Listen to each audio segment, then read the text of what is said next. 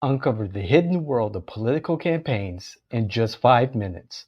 Join me, your host, David Washington, on Countertop Politics every Monday for exclusive campaign insights, tantalizing innuendo, and the secret sauce behind successful political campaigns. Don't miss out. Let's go.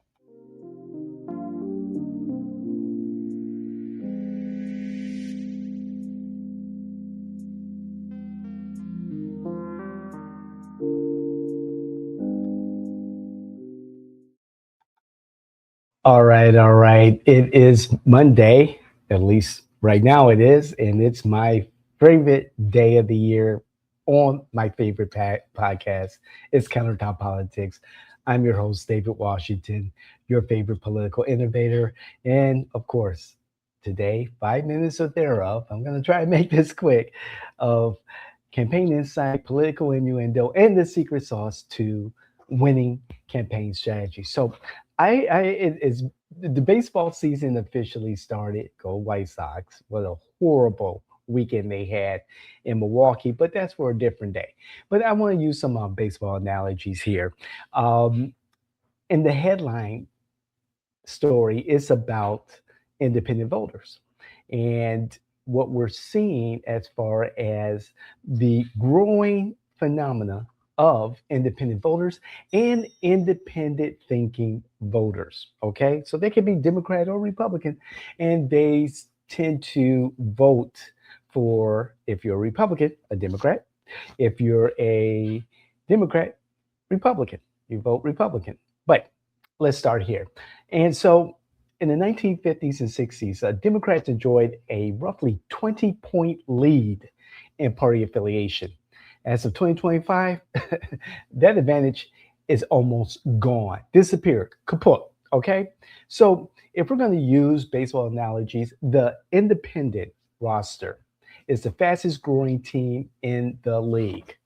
The share of Americans claiming no political affiliation has doubled from 10% to 20% over the last decade.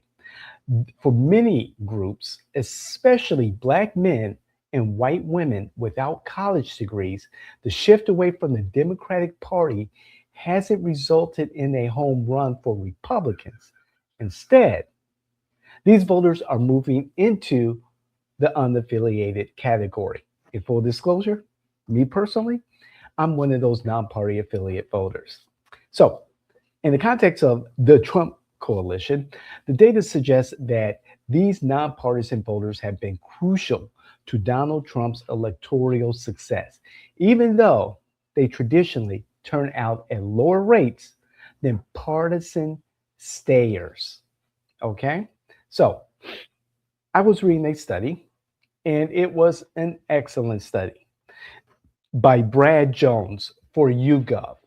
And the title of that study, 2 Decades of Partisanship in the Cooperative Election Study.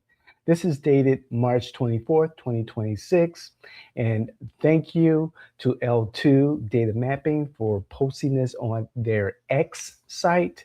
And great work by Brad Jones. He is the Senior Research Director of the Scientific Research Division in YouGov. So, this is the information I gathered from Brad's study. And I'll post a link to that study in the show notes.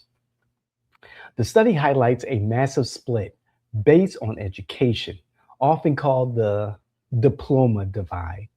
Non-college voters, this is key. This group has been the most dramatic shift away from Democratic Party. For example, white women without a college degree went from leaning Democratic, that's before 2010, to being split or lean Republican today.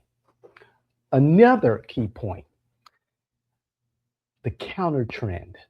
One of the only groups moving toward the Democrats is younger white men with college degrees. So that means millennials and Generation Z.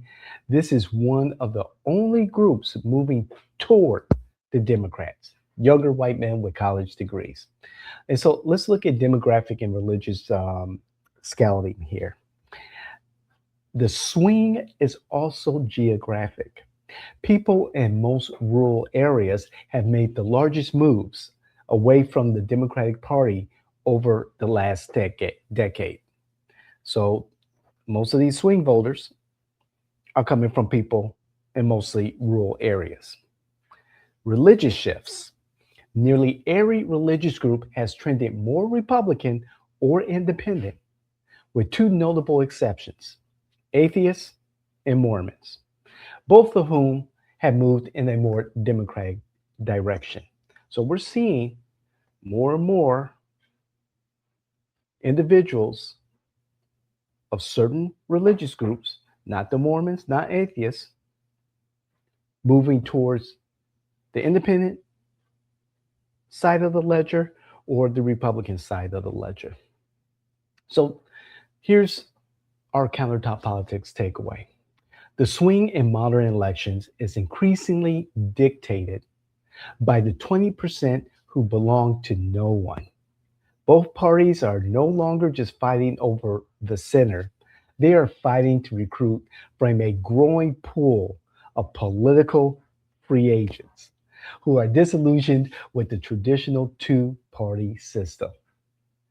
Democrats, Republicans, I hope you're listening very clearly to what we're saying. You're fighting to recruit from a growing pool of political free agents. You have to get after that because right now, what I see in Florida, it's not the case. And unfortunately, that is not to the benefit to your constituents, to voters in general, and those independents who are engaged in the electoral process. So, saying that, if you enjoy what you are listening to and what you see, please do not hesitate to like, share, and hit the notification button for the algorithm and all that stuff to keep us in the loop and on your home pages. Also, what I prefer and really enjoy are your comments. Please comment, engage with us about what you think independents are thinking, whether what issues matter the most to them, or for any voter, what matters to them, what their kitchen table issues are. If you're a strategist, a political, an elected or candidate, please, I'd love to hear what you have to say. And let's have a tactful, engaging conversation about what you hear and see on Countertop Politics.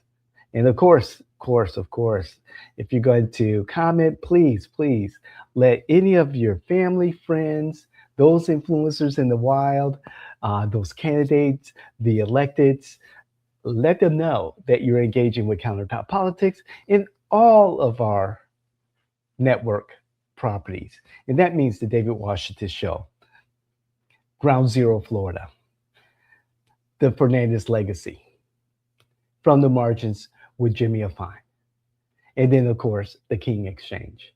We want to know what matters to you so that we can deliver on what you want to hear and what you want to learn more about.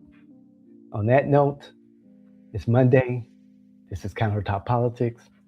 I am your favorite political innovator, David Washington. We'll see you the next time. God bless. I love you. See ya.